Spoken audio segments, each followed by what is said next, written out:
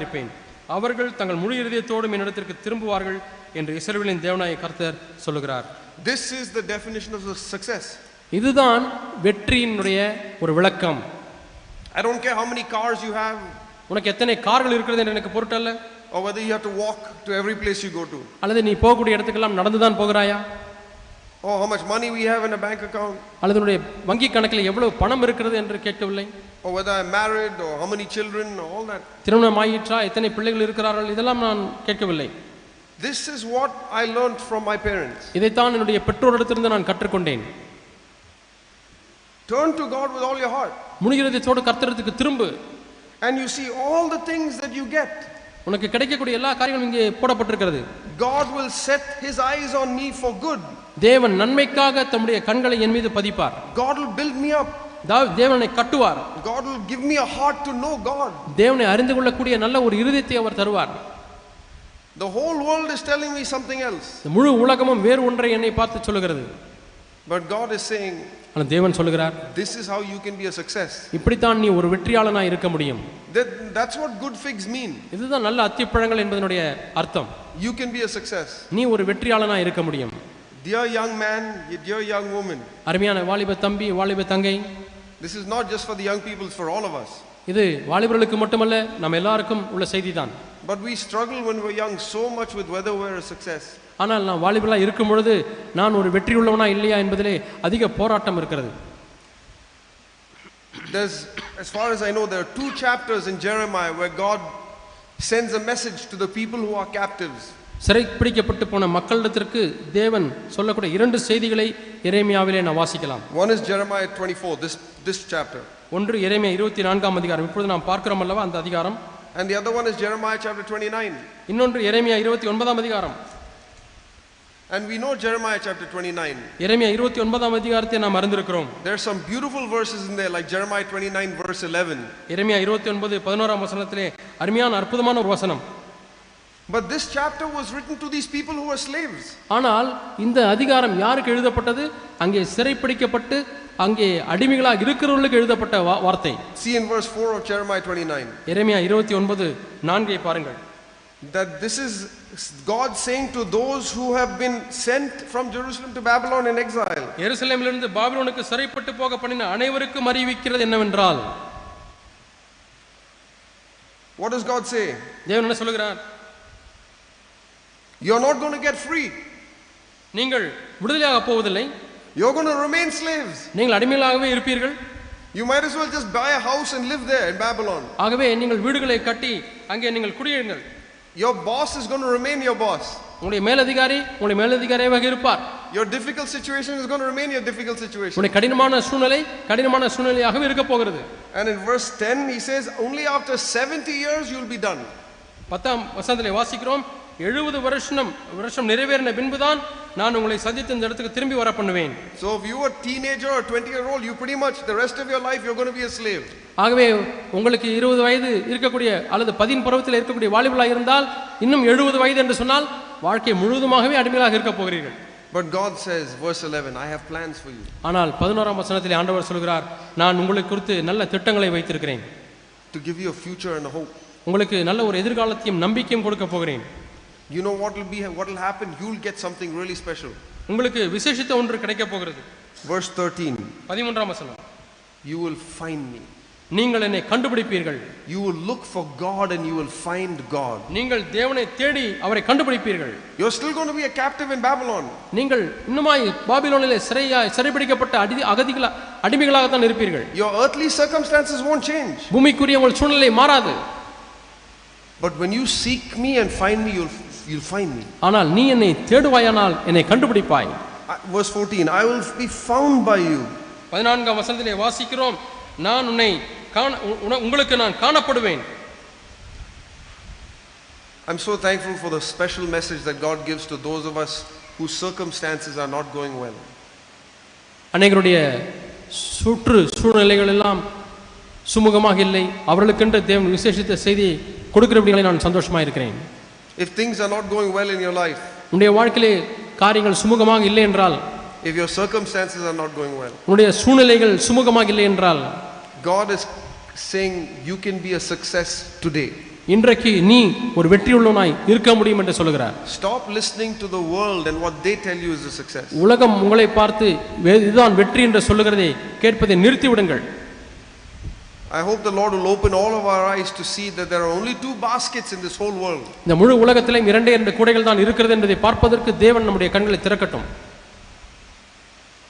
And I get to decide which basket I'm going to be a part of. நான் இந்த கூடையில் இருக்க போகிறேன் என்பதை நான் தீர்மானிக்கிறேன். I cannot look at my circumstances. என்னுடைய சூழ்நிலையை நான் பார்க்க முடியாது. Even as the enemy was dragging the captives into slavery, you could hear the prophet Jeremiah saying, "You're the good figs." அந்த சத்துரு வந்து உங்களை சங்கிலியிட்டு சிறைப்பிடித்து அடிமையாய் கொண்டு போகும்போதும் கூட ஒரு தீர்க்கதரிசி உங்களை பார்த்து நீ நல்ல அத்திப்பழ கூடையில இருக்கிறாய் என்று சொல்வதை கேட்க முடியும். This is God's word. இது தேவனுடைய வார்த்தை. So I can apply this to my life. ஆகவே இதை நான் என்னுடைய வாழ்க்கையிலே பொருத்த முடியும். I want to live a life that even if things are difficult at work, I can hear God saying, "You're good figs." வேலை ஸ்தலத்திலே காரியங்கள் கடினமாய் இருக்கும் பொழுதும் கூட தேவன் என்னை பார்த்து சொல்ல முடியும், நீ நல்ல அத்திப்பழமாய் இருக்கிறாய். Jesus is my example. இயேசுதான் என்னுடைய மாதிரி.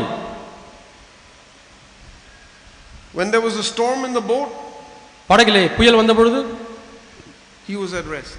அவர் அங்கே இளைப்பாறி இருந்தார். When the Pharisees called him the devil, பரிசேயர்கள் அவரை பார்த்து பிசாசு என்று அழைத்த பொழுது he was at rest. Our இளைப்பாறினார். When Pilate had him whipped, பிலாத்து அவரை சாட்டையினாலே அடிக்க கட்டளையிட்ட பொழுது and said, "I have the power to release you," உன்னை விடுதலையாக்க எனக்கு அதிகாரம் உண்டு என்று உனக்கு தெரியாதா என்று கேட்கும் பொழுது Jesus was at rest. இயேசு இளைப்பாறி இருந்தார். Because he knew what made him a success. அவரை எந்த விஷயம் வெற்றி உள்ளவராய் மாற்றியது என்பதை இயேசு அறிந்திருந்தபடினாலே அவர் உள்ளத்தில் ஒரு இளைப்பாறுதல். He was following God with all of his heart. அவர் தம்முடைய முழு இருதயத்தோடும் கூட இயேசுவை தேவனை பின்பற்றினார். இயேசு This is the attitude that God says, "I want to see in my people." இந்த மனப்பான்மை தான் என்னுடைய மக்களிலே நான் பார்க்க விரும்புகிறேன் என்று ஆண்டவர் சொல்லுகிறார். There's this small little story in Mark chapter 12.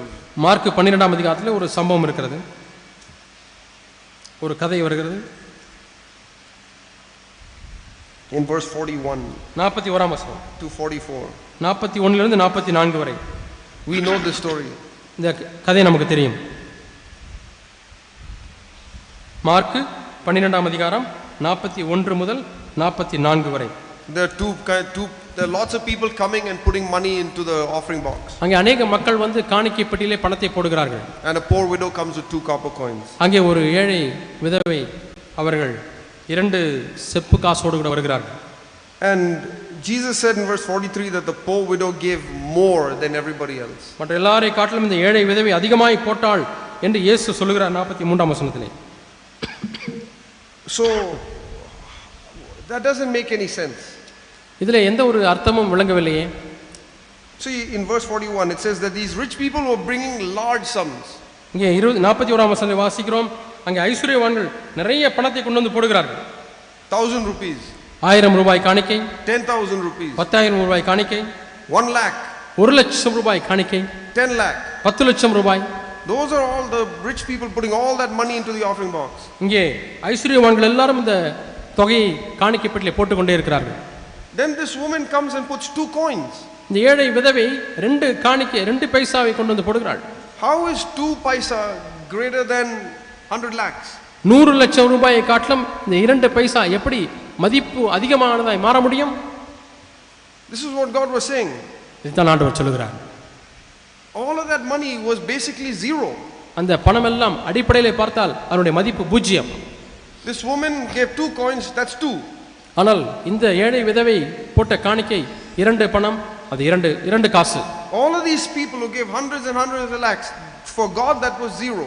இங்கே நூற்றுக்கணக்கான லட்சக்கணக்கான பணத்தை போட்டவர்கள் அது தேவனுடைய பார்வையிலே பூஜ்ஜியமாக இருக்கிறது. So how do I apply that in my life? இதை என்னுடைய வாழ்க்கைக்கு எப்படி பொருத்துவது? I'm coming to the church. நான் சபைக்கு வருகிறேன். I'm helping at the church. நான் சபையிலே பல ஊழியங்களை செய்கிறேன். I'm doing something in the church. நான் சபையிலே சில காரியங்களை செய்கிறேன். I'm speaking in the church. நான் சபையிலே பேசுகிறேன். I'm playing music in the church. நான் சபையிலே ஆர்கன் வாசிக்கிறேன். I'm serving food in the church. நான் ஆகாரம் பரிமாறுகிறேன். Cleaning up the hall. நான் இந்த ஹாலை சுத்தம் செய்கிறேன். God's saying you can be doing so much speaking, doing this, but it is a zero. ஆனால் தேவன் என்னை பார்த்து சொல்ல முடியும், நம்மை பார்த்து சொல்ல முடியும், நீ இதையும் அதிகமாய் செய்து கொண்டிருக்கிறாய், பேசுகிறாய், இதெல்லாம் என்னுடைய பார்வையில் பூஜ்யம். In verse 44, 44ஆம் வசனம், all these other people, they do it out of their surplus. இவர்கள் எல்லாரும் அவர்களுக்கு உள்ளவையிலிருந்து போட்டார்கள். But this woman, the 2 coins woman, she gave everything she had into it. ஆனால் இந்த 2 காசை போட்ட ஏழை விதவை தனக்கு உண்டானது எல்லாவற்றையும் கொடுத்து விட்டாள். And that was the secret that God showed me about building the new covenant church. புது உடன்படிக்கை சபையை கட்டுவதற்குரிய ரகசியத்தை இப்படித்தான் ஆண்டவர் சொன்னார். The true strength of a new covenant church is not how many people are doing things. ஒரு உண்மையான புது உடன்படிக்கை சபையினுடைய வலிமை என்னவென்றால் எத்தனை பேர் ஊழியம் செய்கிறார்கள், வேலைகள் செய்கிறார்கள் என்றல்ல. The strength of a new covenant church is not how many people are doing things. ஒரு புது உடன்படிக்கையின் சபையினுடைய வலிமை எத்தனை பேர் காரியங்களை செய்கிறார்கள் என்பதல்ல. The strength of the new covenant church is how many people are doing it with all their heart. ஒரு புது உடன்படிக்கை சபையினுடைய வலிமை என்னவென்றால் அதிலே செய்கிறவர்கள் இருக்கிறார்கள், அதில் செய்கிறவர்களே எத்தனை பேர் முழு இதயத்தோடு செய்கிறார்கள். There are about 60 adults in our church in California. கலிபோர்னியாவிலே எங்களுடைய சபையிலே 60 பெரியவர்கள் இருக்கிறார்கள். 30 men, 30 women maybe approximately. 39 30 பேர். And maybe about 50 children. 15 பிள்ளைகள் இருக்கலாம். That's about 110. 50 பிள்ளைகள். 110 பேர் மொத்தம். What is the strength of NCCF? NCCF என்றதனுடைய சபையினுடைய வலிமை என்ன? 110? 110 பேர் இருக்கிறார்கள், அதான் சபையினுடைய பலனா? No. இல்லை. In God's eyes, only 2 baskets.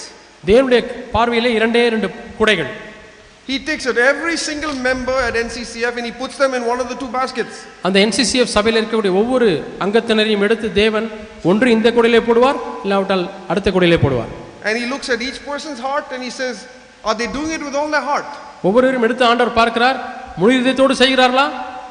Then the good fig. முழு இதயத்தோடு செய்தால் நல்ல அத்திப்பழ குடை. Next person, are they doing it with all their heart? அடுத்த நபர் எடுக்கிறார், முழு இதயத்தோடு செய்கிறாரா? No. இல்லையா? Bad fig. கெட்ட அத்திப்பழ குடை. Next person. அடுத்த நபர் Elder of the church. சபையினுடைய மூப்பர். Doesn't matter. யாரா இருந்தாலும் பொருட்டல்ல. Speaks for 45 minutes every Sunday. ஒவ்வொரு ஞாயிற்றுக்கிழமையும் 45 நிமிஷம் பேசுகிறார். Doesn't matter. அது பொருட்டல்ல. Does he do it with all his heart? தன் முழு இதயத்தோடு செய்கிறாரா? Does he love me with all his heart? தன் முழு இதயத்தோடு நேசிக்கிறாரா? No. Bad fig. இல்லையா? அப்படினால் கெட்ட அத்திப்பழம். This little widow. ஒரு ஏழை விதவை. She doesn't speak at all. அவள் பேசுவதே இல்லை. She just comes and humbly serves and goes home. அவள் சபைக்கு வருகிறார்கள், தாழ்மையாய் ஊழியம் செய்துவிட்டு போய் விடுகிறார்கள். But does she come to the church with all of her heart, happy to be here? ஆனால் சபைக்கு வருவதற்கு முழு இதயம் உண்டா? சபைக்கு சந்தோஷமாய் வருகிறார்களா? Good fig. நல்ல அத்திப்பழம். Two kinds of baskets. 2 விதமான குடைகள். And I want to ask myself, God, it doesn't matter whether I'm going to a CFC church or not. ஆண்டவரே, நான் CFC சபைக்கு போகிறேனா இல்லையா என்று நான் கேட்கவில்லை. See, in Jeremiah 24, these 2 baskets were in the temple of the Lord. எரேமியா 24ஆம் அதிகாரத்திலே பார்க்கிறோம், இந்த 2 குடைகளும் தேவனுடைய ஆலயத்தில் தான் இருக்கிறது. And God was saying, I'm only interested in if you are in this church with all of your heart. முழு இதயத்தோடு கூட இந்த சபையில் இருக்கிறாயா என்பதை தான் ஆண்டவர் கேட்பார். Paul was seeking to follow God but was completely